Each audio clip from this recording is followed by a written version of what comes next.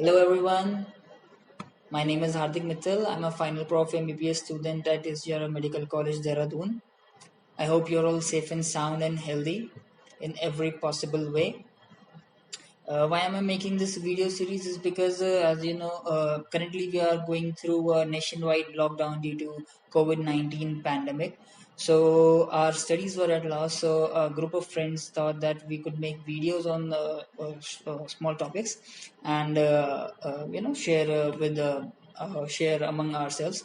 But I thought, why not put it on YouTube and share with all the students who are suffering due to this lockdown. So the topic will be the ECG basics. There will be short videos covering small topics, and we'll see. So starting with the nomenclature, what does every wave on ECG represents? So starting with the SA node, as you all know that SA node is the pacemaker of the heart, और the cardiac cycle starts in the SA node. जो depolarization का एक system चलता है पूरे heart में, वो SA node में ही स्टार्ट होता है. तो SA नोड राइट एट्रियम में लोकेटेड होता है. SA नोड डीपोलराइज करता है. तो लेकिन इसकी जो एक्टिविटी होती है, जो इलेक्ट्रिकल एक्टिविटी होती है, that is quite small, which is not felt by the ECG. वो ECG पेपर पे इतना शो नहीं हो पाता. तो after that SA node depolarization के बाद वो जो डीपोलराइजेशन है वो राइट एट्रियम और लेफ्ट एट्रियम की तरफ फैलता है. तो दैट इज रिप्रेजेंटेड बाय P wave on the ECG, as represented by P wave on the ECG. The initial part is of the right atrium, and the later part is of the left atrium. After the atriums, the depolarization needs to go to the ventricles, and the only physiological junction between the atrium and the ventricles is AV node. तो AV node and bundle of his से जब depolarization pass होता है तो ECG wave पे PR segment generate होता है. Then after that ventricles depolarize, तो उससे QRS कॉम्प्लेक्स जनरेट होता है. And simultaneously while the ventricles are depolarizing, the atrias repolarize, that is they are relaxing. But because the ventricle depolarization electric potential is way more, so it masks the repolarization potential of the atria, and the only thing we see on the ECG is QRS complex. Then the ventricles repolarize, and it is seen by the ST segment and T wave in the ECG. Due to late repolarization of papillary muscles in ventricle, we see the U wave, but we do not see the U wave in every ECG usually. There are some conditions in which it becomes prominent, like hypokalemia, but usually we do not see U wave in the ECG. तो दूसरा topic है हमारा ECG paper के dimensions. ECG paper में होते हैं big blocks and small blocks. जो एक बिग ब्लॉक होता है वो 5 mm का होता है. 5 mm का एक बड़ा ब्लॉक होता है. इसको हम 5 हिस्सों में और डिवाइड करते हैं, तो 1 mm स्क्वायर के हमारे को एक बड़े स्क्वायर में 25 स्मॉल स्क्वायर्स मिल जाते हैं. ECG पेपर की जो स्पीड होती है चलने की वो होती है 25 mm पर सेकेंड, यानी एक सेकंड में 25 mm distance ECG paper cover करता है. 25 mm मतलब 5 बिग बॉक्सेस. अब अगर इस हिसाब से हम यूनिटरी मेथड लगा के देखें तो 1 mm विड्थ में 1/25 सेकेंड आता है, यानी 0.04 सेकेंड में एक 1 mm के ब्लॉक में 0.04 सेकेंड का टाइम कवर होता है. तो अगर हम 60 सेकेंड में देखें यानी 1 मिनट में कितना होगा, तो यूनिटरी मेथड से लगा के वो हो जाएगा 1500 mm, यानी 25 बिग स्क्वायर्स.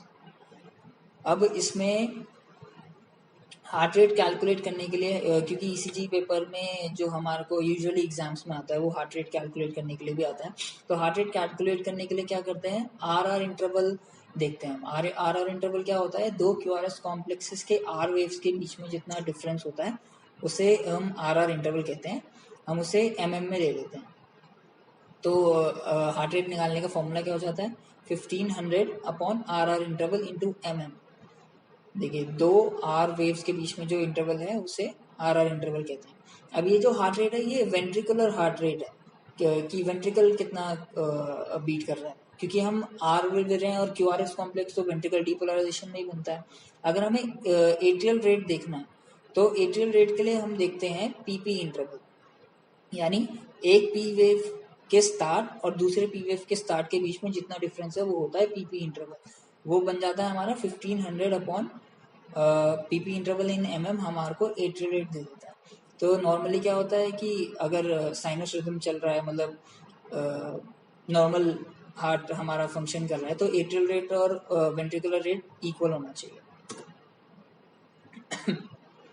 ये हार्ट रेट, यहाँ पे वेंट्रिकुलर रेट की बात हो रही है। If heart rate is less than 60 per minute it is called bradycardia, and if it is more than 100 per minute it is called tachycardia.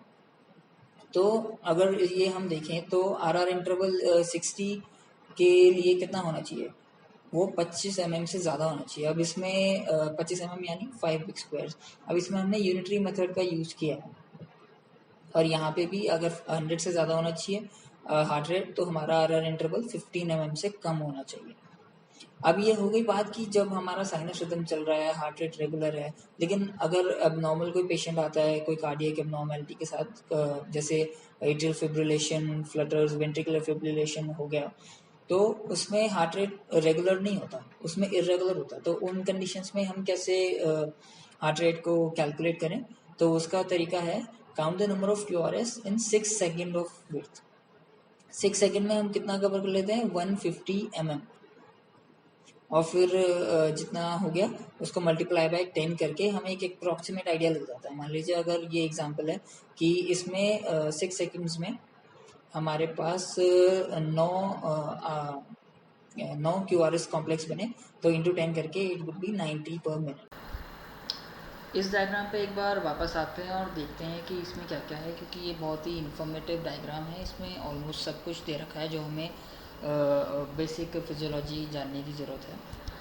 जिसमें कि पी वेव मैंने बता दिया एट्रियल डीपोलराइजेशन के कारण, क्यूआरएस कॉम्प्लेक्स वेंट्रिकल डीपोलराइजेशन के कारण, ST segment and T wave ventricular depolarization के कारण, और यू वेव कभी कभी दिखती है, हमेशा नहीं दिखती।